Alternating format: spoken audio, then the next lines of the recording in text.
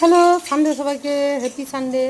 তো সানডের দিনে সকালবেলা বাজারে চলে গেছিলাম। বাজার থেকে নিয়ে চলে এসেছি আল মাছ, কাতলা মাছ, মাংস, মাছের তেল, সব কিছু নিয়ে এসে ঘরে জমা করে দিলাম। জমা করে তারপরে এই যে সব গুছিয়ে রাখার জন্য ব্যবস্থা করলাম। আর এদিক থেকে আমি একটা চার মাছ বেছে নিয়ে ভেজে নিচ্ছি, কারণ ওর জন্য একটু গরম গরম ভাত করছি। আর সেদ্ধ ভাত খেতে সকালে সবারই ভালো লাগে।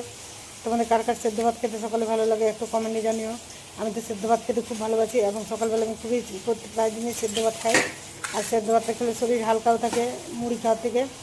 তো যাই হোক, চলো দেখে নাও কী কী মাছ এনেছি। এটা আর মাছ, কাতলা মাছ, আর এটা হচ্ছে চিকেন।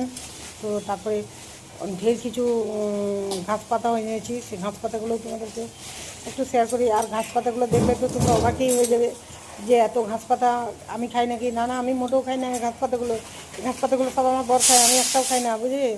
এই ঘাস পাতা ঘরকে না আনলে ঘরে ঝামেলা হবে, তার জন্য বরের জন্য ঘাস পাতা নিয়ে এসেছি। এই যে শাক এনেছি দু রকমের, ঝিঙে, পটল, বরবটি, গাজর, আলু, কুমড়ো, কলা ফুল, করলা, তারপরে কাঁকরোল, কাঁচকলা, ঝিঙে, ভেন্ডি, গাজর, যা আছে সব, শসা, সব ঘাস পাতা আমার বর খাবে। ওকে, কারণ আমি কিন্তু ঘাস পাতা খাই না। ওকে, তো চলো আজকের মিনি ব্লগ এইটুকুই।